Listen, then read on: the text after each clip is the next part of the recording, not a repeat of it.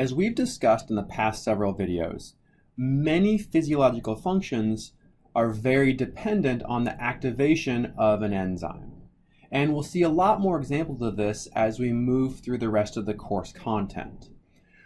We've already seen two ways at which the cells or organisms can signal between cells.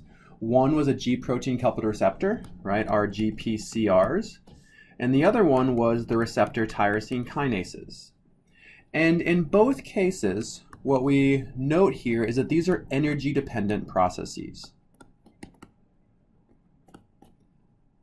So in some form or another, they consume energy to transfer a phosphate or to power the G protein. There's another really important type of biological signaling that is, conveniently enough, not dependent on energy. And this is known as signaling by proteolysis. So the idea here is pretty simple. Proteolysis is a fancy word for an enzyme or an enzymatically catalyzed process that you take a peptide chain or a protein and you lyse it or you cut it. And in our case, this lysis is going to come through hydrolysis. And we've learned what hydrolysis reactions are, so it's going to end up being a hydrolysis reaction catalyzed by an enzyme that breaks a protein chain. And breaking this protein chain is what can trigger the cell to do something different. Okay, let's go ahead and talk about a couple examples of this, and then in the next video we'll talk about the actual mechanism by which it happens. Okay, one example is insulin activation. Okay, so hopefully you at least know the term insulin and know it's important in regulating your blood sugar. And again, a little bit later in the class, we're going to explore the mechanism of insulin in more detail. But for right now, what I want you to know about insulin is that it's a really small protein. And small proteins, as it turns out, are really hard for the cell to fold properly. So hard to fold into the correct tertiary structure. And this is true for all really small proteins. The cell just has a hard time doing it because they're so small. Okay, one way that cells can do this, or they can overcome this problem, and in fact the way the cell overcomes the problem for insulin, is that it synthesizes insulin as a much larger protein, known as proinsulin. And then proinsulin is cleaved and chopped up into smaller pieces, which can then adopt the correct structure. So these smaller pieces give us the active insulin. Okay?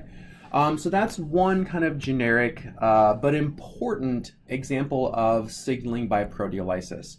Proinsulin, which is a long polypeptide chain, is cleaved into smaller pieces, which can then fold into the active form of insulin, which is an important hormone in your blood.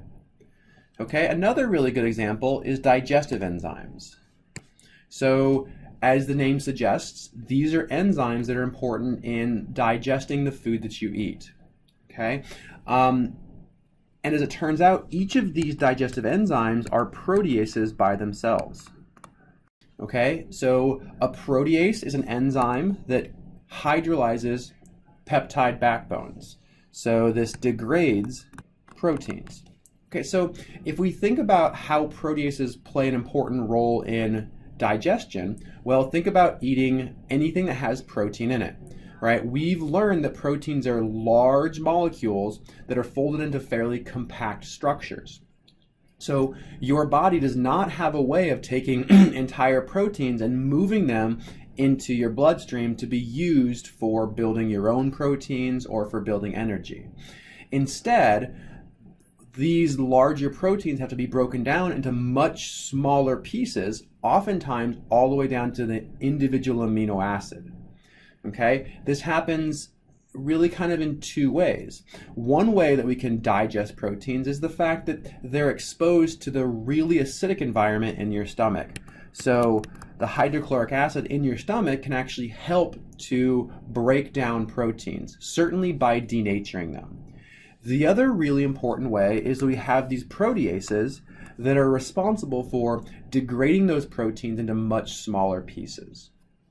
Okay, but a really big problem with that is that these proteases are not made in your stomach or in your digestive tract.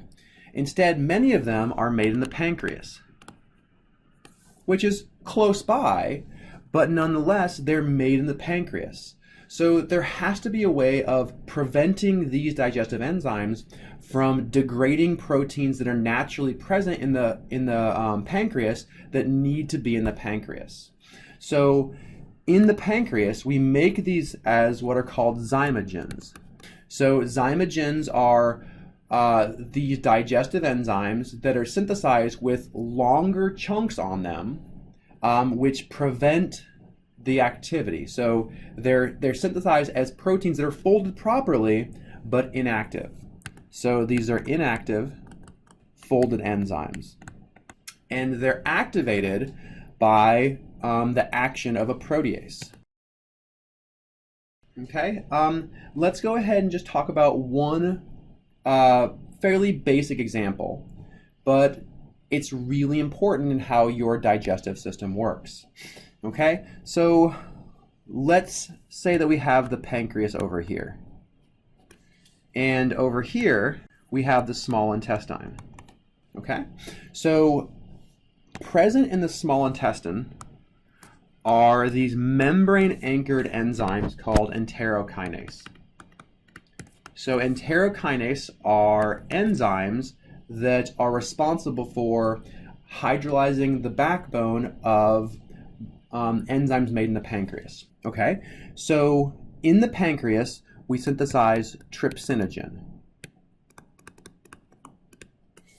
Okay, and trypsinogen, which I'm going to represent as a purple circle here, it's the zymogen of trypsin. So it's the inactive form of trypsin, but it's still folded properly. Okay, so it's a longer polypeptide chain than the active form of trypsin, which is one of our digestive enzymes.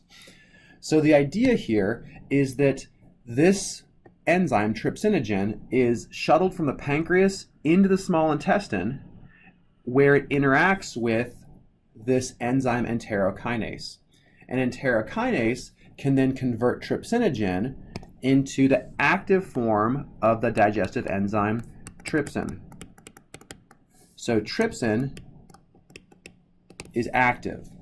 And now we have this active enzyme present in the small intestine that can interact with the food that you eat in your diet and do its job by breaking down larger proteins into smaller proteins.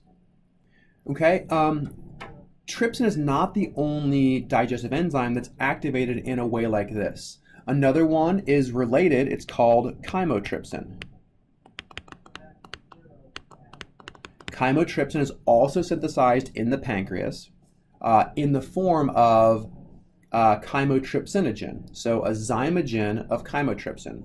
It's sent to the small intestine where it's cleaved by enterokinase into the active form chymotrypsin. Another example is an enzyme called pepsin. So pepsin is actually synthesized in your stomach, and it's synthesized by those cells as an inactive form. But in this case, the activation comes when it's sent into the stomach and interacts with the really strong acid, hydrochloric acid. So the really acidic environment in the stomach is what activates pepsin into its active form.